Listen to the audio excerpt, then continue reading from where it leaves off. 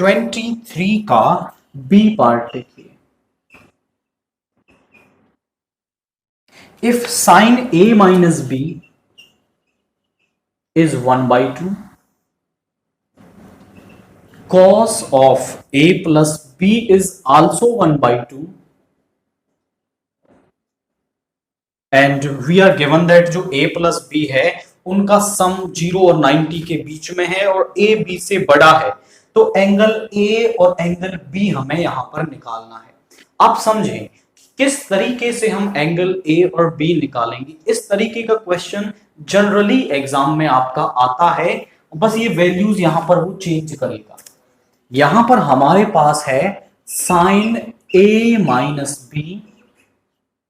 अब जो साइन है वो 1/2 किस पर होता है, 1/2 को मैं लिख सकता हूं sine 30, and we know that कि इन एंगल्स की साइन वैल्यू इक्वल है, तो इसका मतलब है ये एंगल्स भी आपस में क्या होंगे, इक्वल होंगे, यानी कि जो a माइनस बी है वो आपका 30 डिग्री होगा। सिमिलरली आप यहां पे कर लेंगे cos of a plus B. अब cos 1/2 किस पे होता है हमारा, cos 1/2 होता है 60 डिग्री पर। इन एंगल्स की कोसाइन वैल्यू इक्वल है, तो ये एंगल्स भी आपस में क्या होंगे, इक्वल होंगे। This is second.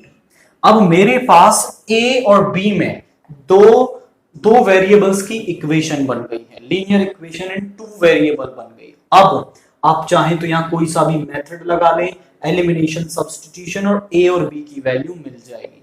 यहां माइनस का b है, यहां प्लस का b है, सिंबल डिफरेंट है, कोफिशिएंट सेम है, ऐड करने से कैंसिल हो जाएगा।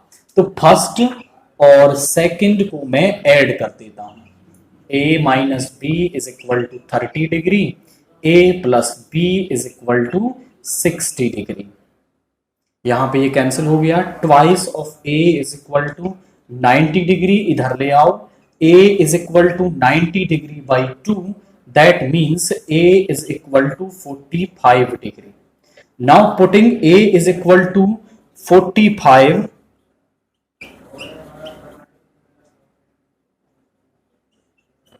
in फर्स्ट में पुट कर देंगे a is equal to 45, तो यहां पे आ जाएगा 45 degree minus b is equal to 30 degree.